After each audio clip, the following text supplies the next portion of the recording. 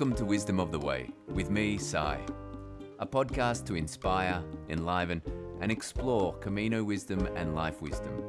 Join me from my home on the transformative Camino de Santiago in Spain as we share stories and learnings with incredible pilgrims and teachers from all over the world.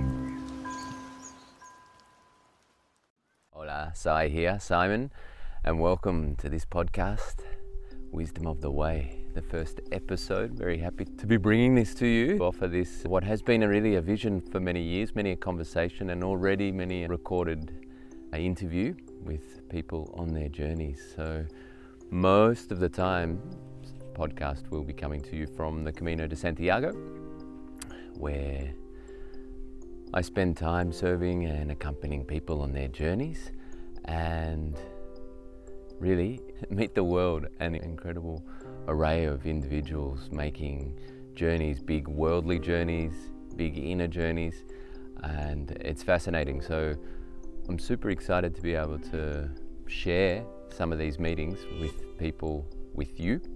And really in this first episode, I would like to share a bit about what is Wisdom of the Way, what you can expect from this podcast. And I'm also going to share a bit of my story and what has brought me to here and to being on the Camino de Santiago. And it's something I get asked to do regularly, is to share a bit of my story, backstory, and so hopefully also can share a few insights of wisdom that I've had from my Camino or Caminos over the years. So I'm super excited to be able to do that, to be here with you, and appropriately so. Today I'm not in Spain, and actually I'm at almost the other end of the earth, Antipodes, in the lands where I grew up, appropriately so, under the shade of this beautiful, incredible jacaranda tree, almost 100 years old, planted by my grandfather. And it feels great to be seated at the base of this huge trunk and supported by these roots. And I feel like it's appropriate because this place has been the keystone really of growing up here, and all of our photos of our first days at school and family photos were taken here under this tree at the trunk of this jacaranda. So for me it's so beautiful, looking into a cathedral of nature. So yeah, it's a special place to be able to speak to you from and to share a bit of my personal story. So Wisdom of the Way and this vision, and it's also an offering in various formats, and today specifically we're speaking about the podcast, which you might hear or see.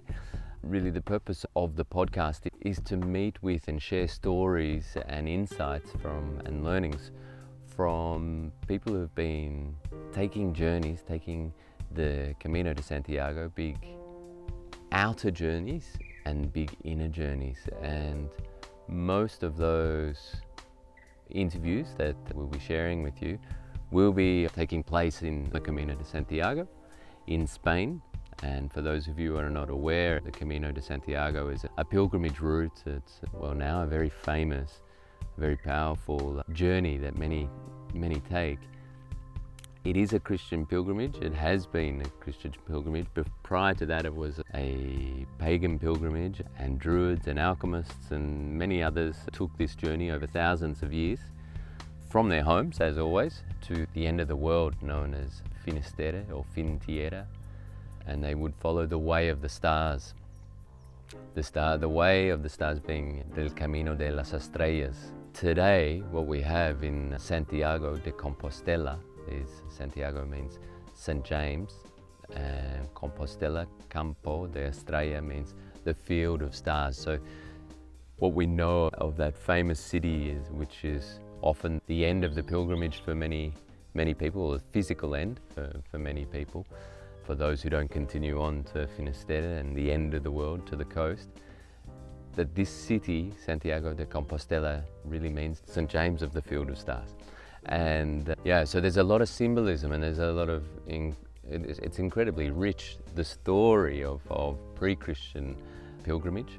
And now we're in an epoch where it's people who are taking this pilgrimage, and there are thousands of people who do it every year, and from across, well, on different paths. There are There are paths that are the most commonly travelled path is coming from France, known as the Camino Frances. There's the northern path that goes across the north of Spain.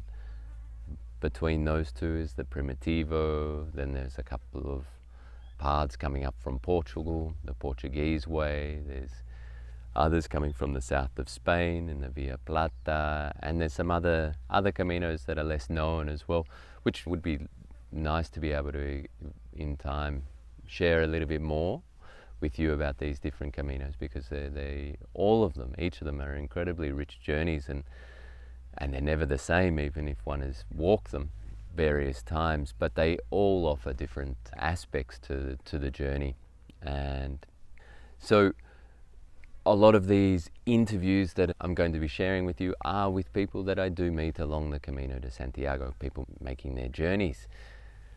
What we realize and what we learn about this is that the Camino is really a metaphor for life. And so what we are experiencing and what we are learning on the Camino is really what we are experiencing and learning in life.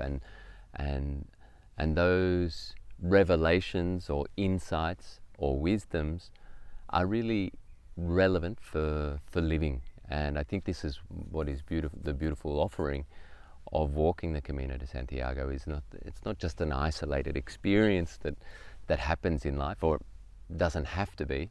What it can really be is an incredibly insightful experience and a revelation showing us about ourselves and our life and how we are living our life. And the greatest invitation, I think, is really how we keep that journey alive in our life. So those are some of the things we'd like to explore in this podcast as I meet with an array of different people, and I hope to be able to bring exactly that, a really nice broad cross-section of people who are having different types of experiences, to be able to, and behind all of those experiences that are shared in the context of the Camino de Santiago, is really we can always apply these experiences to life. So the reason that I'm sharing that with you today is the audience for this podcast may be people who have done the Camino before, people who are preparing to go to the Camino, especially people who are interested in taking a deeper inner journey, a journey with oneself, and a deeper spiritual journey. Those who are maybe on the path, or those who are returning home and really looking at and considering, okay, how do I keep this experience alive? How do I keep the learnings that I've had in my experience alive, and how do I integrate them and live them? And I really feel that this is probably the biggest challenge for people who have walked the Camino. Is this podcast interesting for only people who are related with the Camino de Santiago, going to or coming from? No, it doesn't have to be. It can be interesting for people who are really interested in looking within, learning about the inner story, the inner journey, through stories and revelations that we are having as we are living life. And so I think that's a nice thing to be able to remember. And the beautiful thing is that everyone who is walking the Camino de Santiago is really having a unique experience. And even if we've walked 20 times the Camino, it's never the same. It's really like this metaphor of returning to the river, that he said, you never return to the same river twice. You know, it's always changing. And even if it looks the same, and the Camino may look the same, even though often it doesn't, and depending on the season, and it's changing quickly. But even if it does look the same, it's not. It's just an appearance, and it's like the water in the river, that it looks like there's always water there, but that water is never the same. And so we never step into the same river twice, and we never walk the same Camino twice. That being said, I'd like to also share a bit about, maybe firstly what to expect in some of the interviews with people. And I think we use this experience of walking the Camino, understanding what has driven people to come to the Camino, why are they walking the Camino, what are they looking for, what are they learning, and we'll be asking them to also share with us some of those insights and those pieces of wisdom that they have lived they've realized through experience. And I think that's the thing about wisdom, is really that it becomes real when we live it. You know, there's a lot of information. There's in that information often there's a lot of misunderstanding, but there's also an idea rather than an experience. So in the end, your wisdom is yours, yeah, and your experience is real and true to you. So I think this is something really important, that we don't get too caught in trying to live the experiences of others. And really, this is, in this podcast and in these offerings of Wisdom of the Way, it's not about saying to anyone, this is how you must walk the Camino or you should live your life. They are simply invitations and sharings about, this is what I experienced or this is what I learnt. And sometimes these are the things that really allow us to shift our attention, shift our focus and explore. And I think that's something that's really powerful, is when I start to bring my attention to, let's say, the spiritual journey of the Camino or of life, then if my focus is on it, I'm going to be growing in this way. So if that's interesting for me. Does everyone have to have a focus on their spiritual journey? No. Everybody is absolutely free to put their focus and their attention to the place of their charm. I think that's what's important, and there's no right way and there's no perfect way to walk the Camino or to live the life. Yeah, and I think if there was really one thing, it's just about bringing awareness, bringing our consciousness, our awareness to how we are walking, how we are living. And yeah, so we'll explore some of those things on the way too. So within that context, I'd like to share a little bit about my story and how I arrived to be here. Well, not necessarily here, because I've returned home in this moment. So it's a beautiful place for me to be able to live some reflection, but how I've arrived to be and live and share on the Camino de Santiago. So to give you the context, firstly, I've been on the Camino for about 10 years now, and in this time I've shared with, met, accompanied, served thousands of people making their journeys, and particularly their inner journeys, but really on the broad way, in a sense that just intending to meet people where they're at. And sometimes someone needs water, they're thirsty, and it's like the saying, someone needs water, if someone's thirsty, give them water, don't give them a sermon. So really being able to just see whatever the need is of that moment or of that person who's making their journey and respond to it. And really what I have enjoyed, what lights me up or what connects me, I guess, is being able to witness and accompany and provide space for people to be able to go deeper into their own inner journey. And yeah, and I think that's really what's interesting about the Camino, is that it has such an incredible, powerful invitation, and it's working in really magical ways. And for any of you who've been on the Camino or have heard people going to the Camino, we'll really talk about this magic or refer to it, and it can be very different and it is very different for everybody. But there is an incredible energy, a supportive energy that exists on that path. And even if one is just to think about it, the mere fact that there have been millions and millions of people walking this same path with particular purpose and intention, sometimes, many times, that intention being very similar or aligned, or merely just the fact that people are walking with intention, and in that intention is really, for so many people, this desire to get closer to themselves and get closer to our being, to live closely and more aligned with our heart and with really what inspires us and connects us in this life. The fact that there's such an energy that has been created by millions of people over thousands of years, I think it's just phenomenal. I think it's such an incredibly special part of this universe, really. And the offering is amazing. and all we have to do is just turn up. Now there are ways that we can be able to enter our journey a bit more deeply, and I think that's also what we're trying to do, and I'm trying to bring in this project of Wisdom of the Way is being really with intentionality and focus. How can we bring some of those things, some of those themes, and the things that are important to us, that support us to connect more deeply with ourselves, with this life, with our experiences, with this journey? How do we bring that more present into our life? My personal journey, well, as you may well know, and it wouldn't take a sleuth to decipher, to discover this, but I'm originally from Australia, and I grew up here on a citrus farm in inland Australia in a beautifully nurtured environment. The outer environment of the inland Australia, in the bush, in the outback, where we are, can be pretty brutal, pretty tough, and the summers are hot. Today's no exception. It's about 40 degrees, although you don't notice it under the shade of some big trees. But this was really my playground as a kid. These big open spaces, the bush, big skies.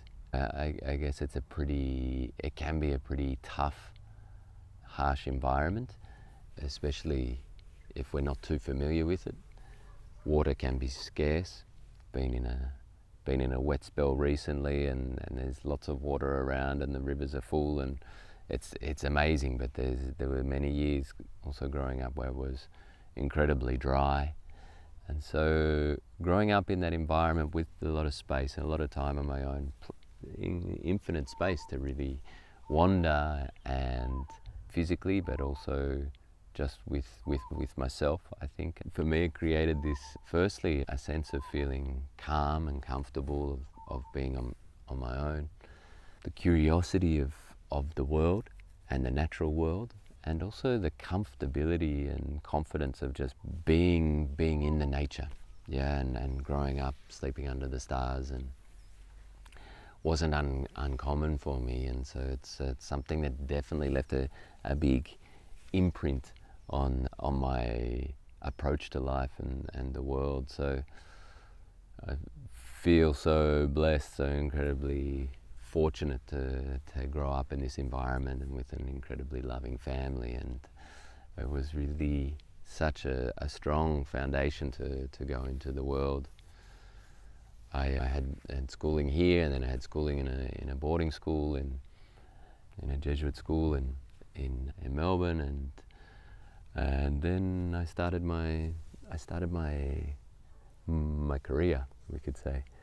I went straight into the workforce, 17, 18, firstly as an accountant, and then studying in university at the nighttime, and then I worked as a business consultant for a couple of years and did some postgraduate studies, and then I made a change. I took a really big journey, a solo journey on a kayak, paddling down a big river which is close to where I grew up, called the Murray River, and that was about 2,500 kilometres, and I spent about 4 months on my own in a kayak with a tent and some basic supplies that I needed, and went to the river and took the journey. It was one of my first big adventures on my own, definitely, and it was a great school. It was a great teaching. It sparked my interest in many things. It deepened my connection with the earth, and also sparked my interest in our First Nations people here in Australia, and I had left a really big imprint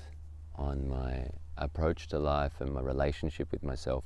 And it also took me in my next direction after that, which was into the desert of Australia, and to the north, into a place known as the Kimberley, which is really phenomenal country, and with a deep interest to live and to know and to support our First Nations people, and ended up volunteering in a project that I ended up at a later stage coordinating. It was a cultural youth program, or really working with young men, and this program, which is really a phenomenal project that was started by the old people, by the elders, Indigenous elders in response to the needs of their young people who were faced with a lot of challenges and problems and around addiction and substance abuse and suicide and then the myriad of challenges of living life in community of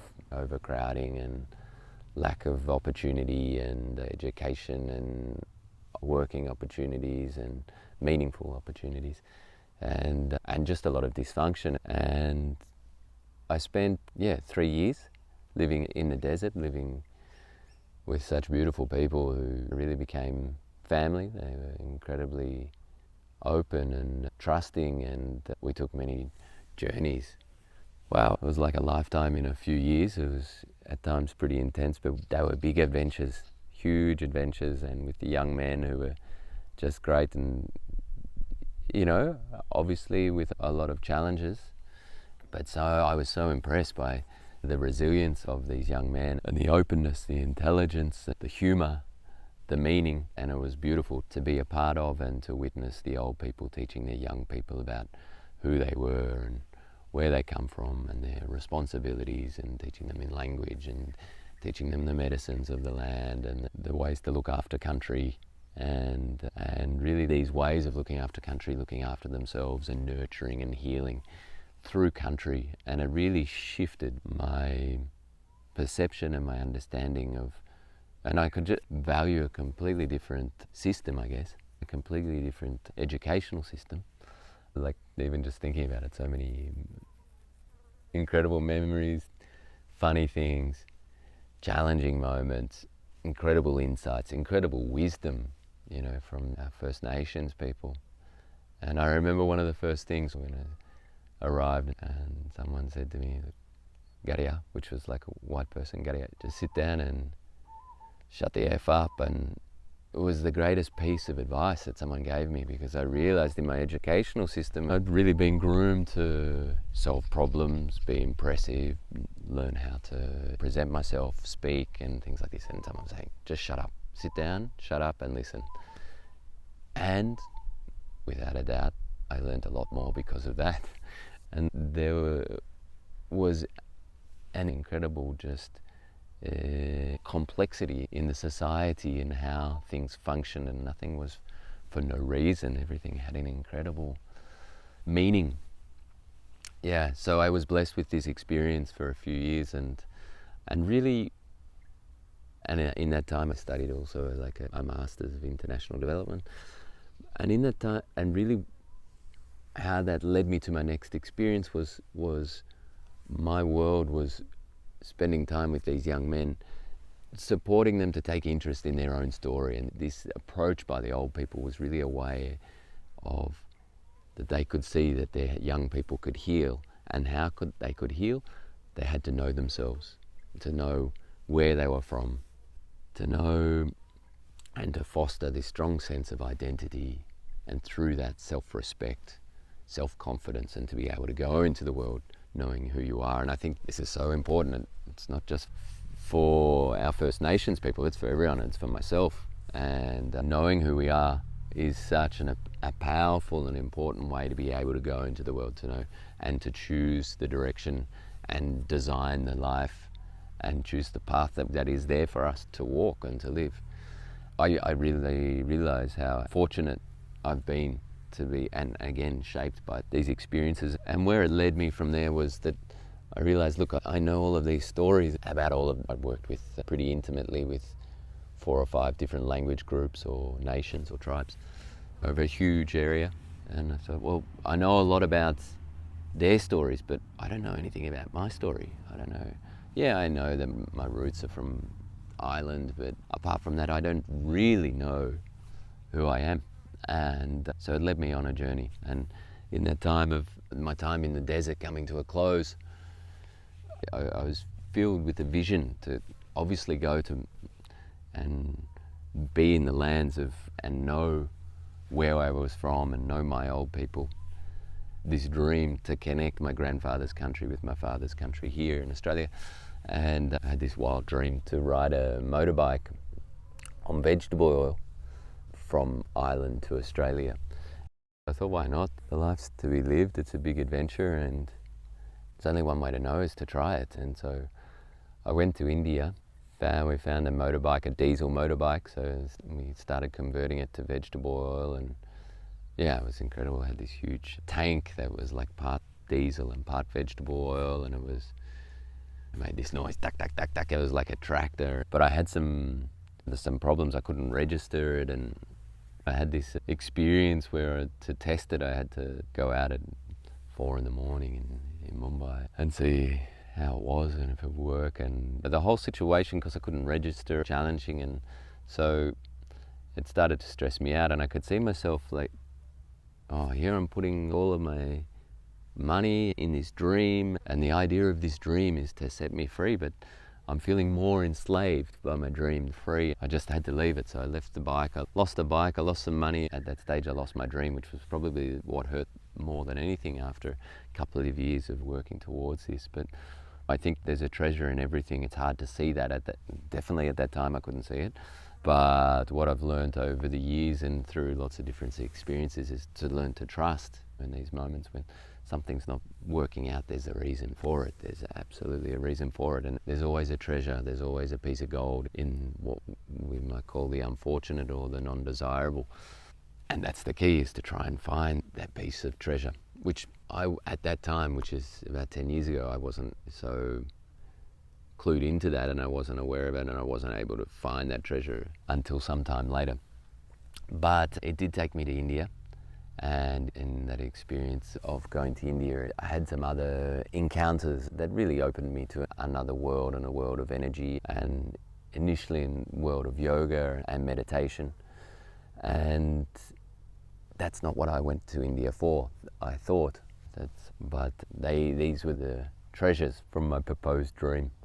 I also went to Ireland after there, and in the end I told someone I was living in a small village close to where my grandfather came from, and living in a little house on my own and just pottering around and digging a few potatoes and making some jam and riding a push bike and just being slow and being in the land and learning to observe and listen to story. Well, yeah, and I mean, I'd been listening to a lot of story with our First Nations people in Australia, so I valued story a lot by that time. So it was a pleasure to listen to story, and in Ireland it's so easy to listen to story because it's just full of it, and it's amazing, and there's such great storytellers, and the land tells you stories as well. And yeah, so I'd also told someone about this motorbike and idea or dream that I'd had, and one day in this little town coming down the street, a man, Yaman John McCann in Armagh, he saw me, I said, "Oh, Simon, I've got the bike for you. I found a bike for you. Good enough. It's an old one, but it'll take you on a trip." And so I started a trip, and I started this trip more or less of what I had of traveling around, this idea of traveling around Ireland and around collecting stories and investigating and feeling this lands and life of my ancestors, and then going in the direction of Australia.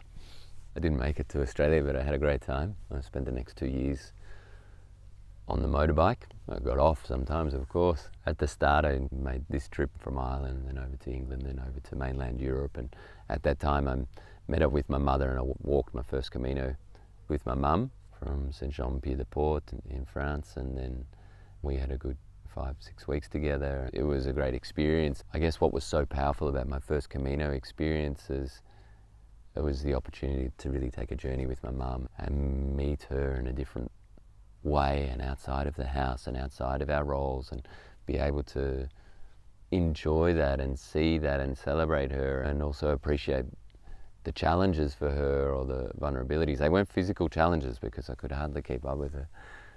I ended up getting tendonitis, and she was fit as a fiddle and still is. Yeah, there was a lot of learnings that happened in that, but I think really what first Camino experience was really a part of a bigger Camino for me, which was around journeying from all this bigger pilgrimage, like of journeying from my grandfather's country towards my father's country.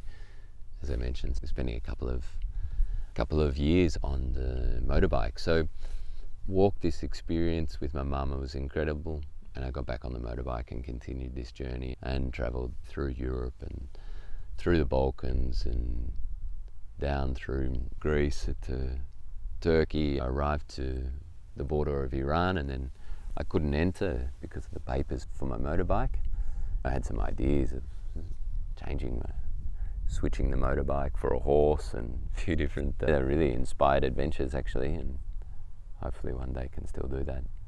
But I decided to return because what had happened, what was powerful, very powerful for me during the first Camino experiences, close to where I am now in Galicia in Spain, had a very strong experience and really like a vision to create a healing space and a place for people to be able to come and rest and reflect and connect. I thought, oh, this is crazy. I've got a life in another part of the world. What about my career, and what about these other things? And yeah, and I guess really what, it never left me. That vision was so strong.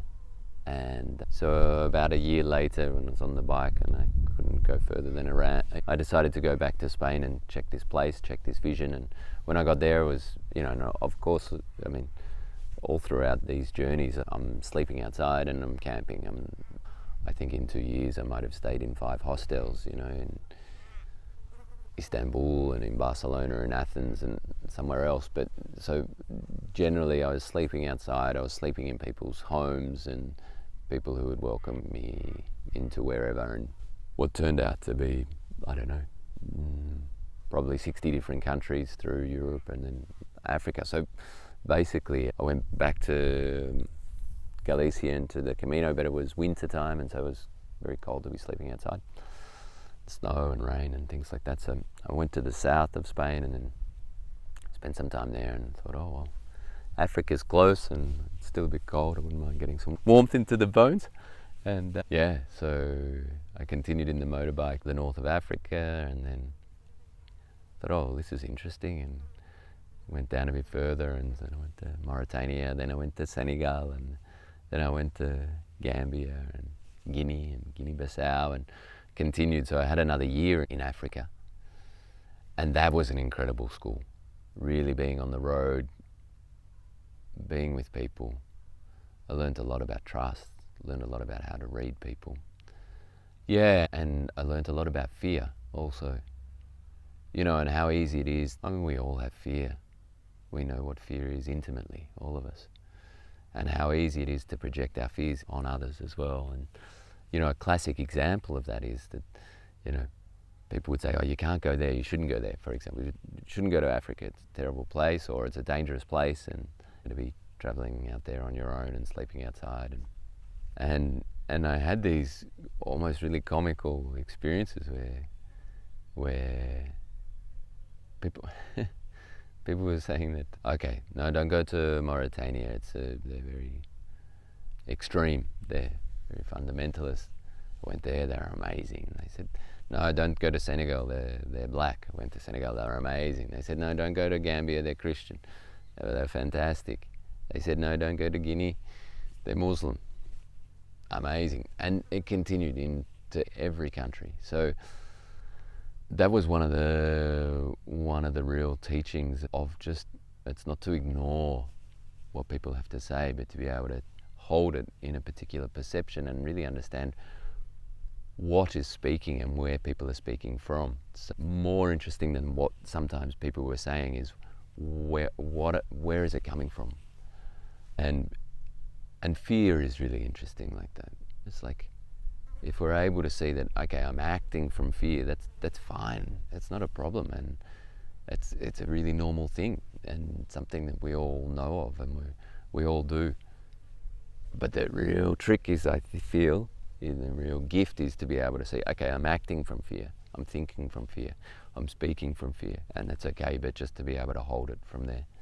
So there were a lot of learnings on, especially in that year in Africa. But I think that's one that comes to my mind right now is just how powerful it was to be able to understand from where people are speaking and sharing, and including myself. Yeah, and really realizing that in the end I didn't have that much to lose, and nothing was there was also I guess a lot of people were giving advice about things that they didn't know about. So that was another thing that was really interesting, and I think sometimes that's something pretty common in life. It's easy to have an opinion about anything, and sometimes we have opinions about things that we don't know a lot about, and really with opinions we don't need any integrity or accountability to have an opinion. We can just have an opinion and hold that opinion for the rest of our life. So just also learning to be open and curious and to follow feeling, the intuition.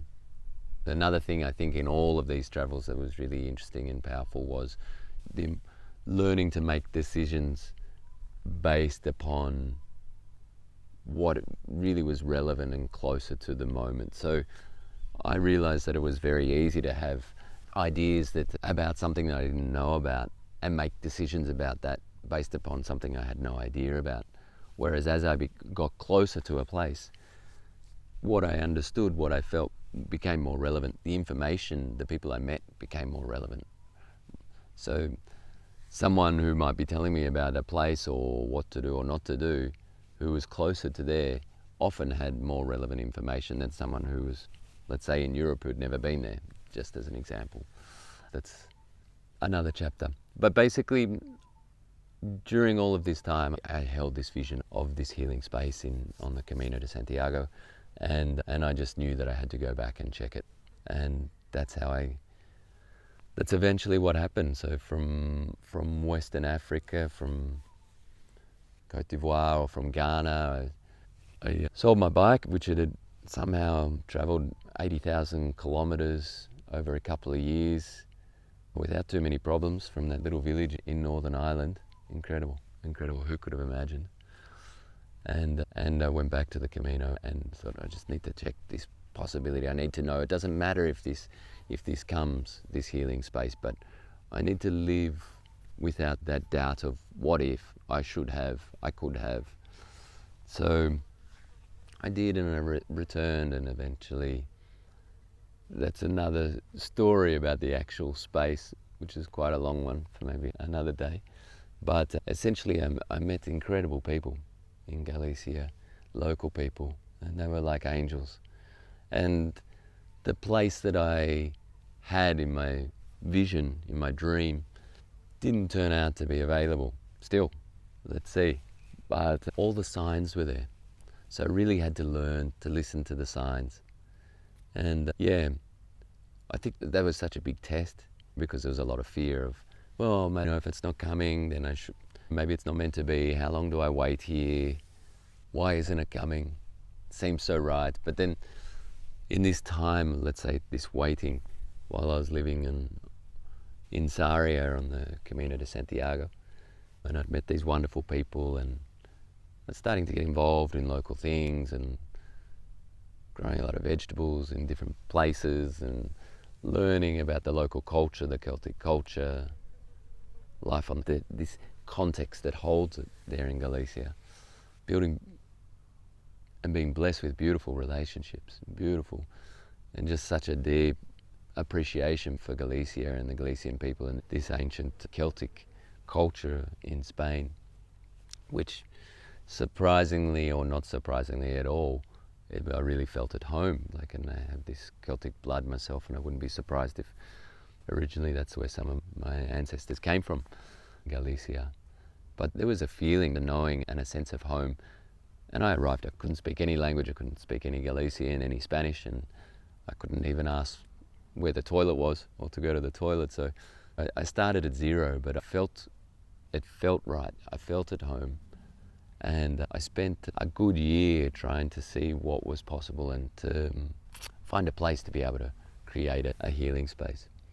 There's a lot more to share about that actually, and that process, and I think maybe that's for another day or another episode. It's got to do with following dreams, visions, listening, trusting, letting go.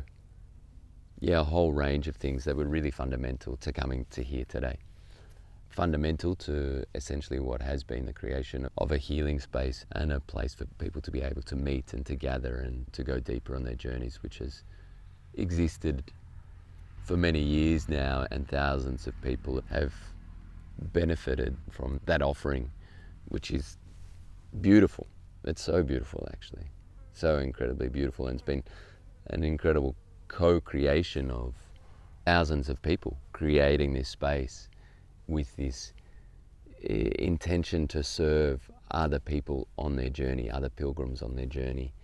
And it's the creation of what is known as Terra de Luz that continues today after many years, after 8 years, in a place that I feel really embodies a lot of spirit and a lot of heart and a lot of pure intention of people and openness, and that it organizes itself and offers to the journeyer, to the pilgrim on their way.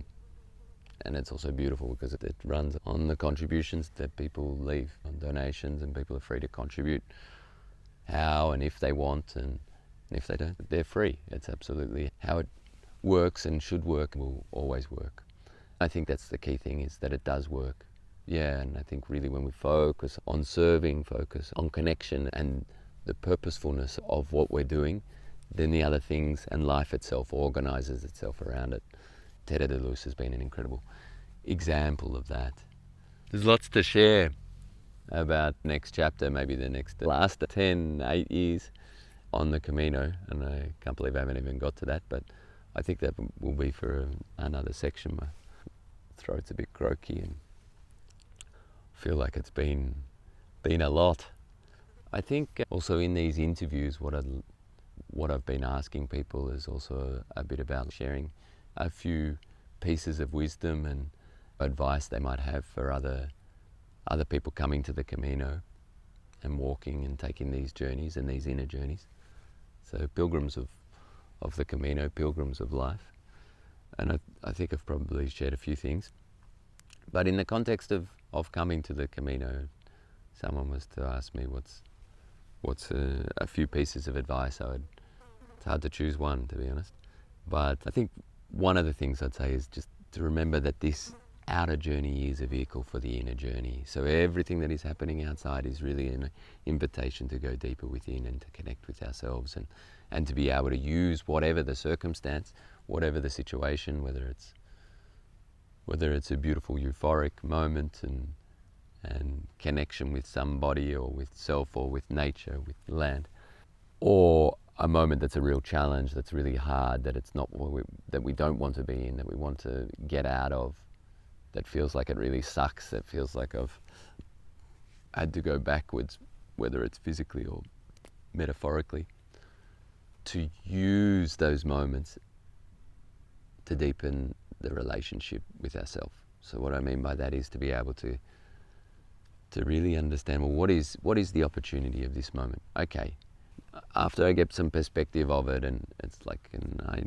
I know maybe I can rationalize with my mind a few things, and it's like, okay, well, I'll just let go of that or that expectation that I had, but then also to be able to see and be open to the gift of that moment, because I really met hundreds of people who would say, oh, I got lost and it was the best thing that ever happened to me, or and then this happened, and then you wouldn't believe it, but I found a place, and then someone helped me or whatever.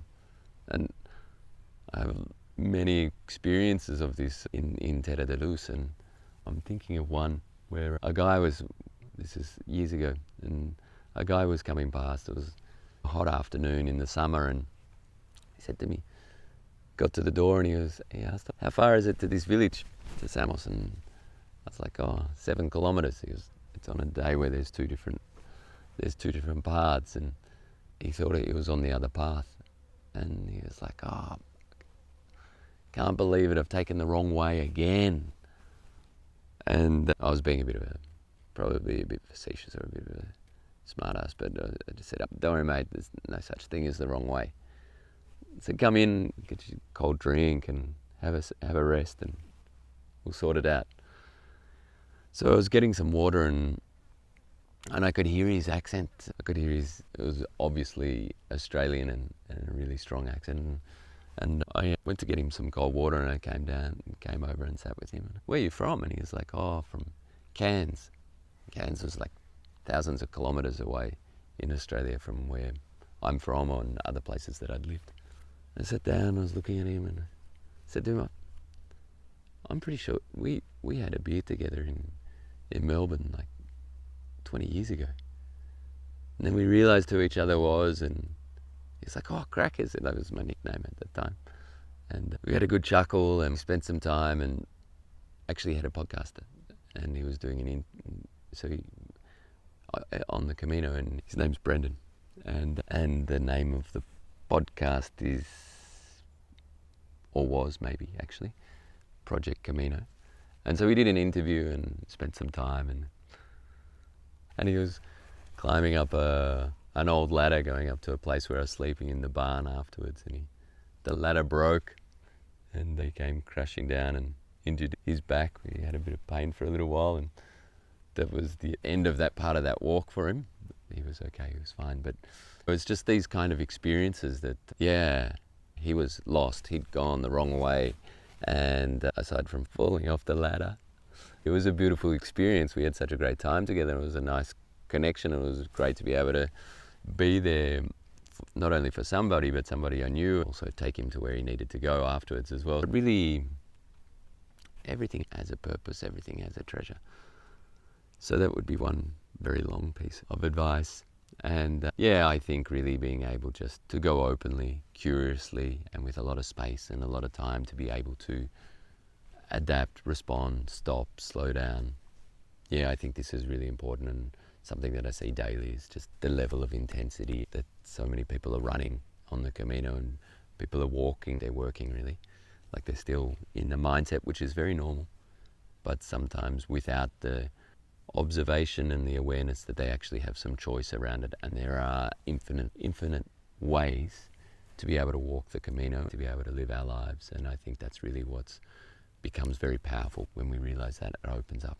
This can be any way I want it to be. I can approach this in any way that I want to approach this.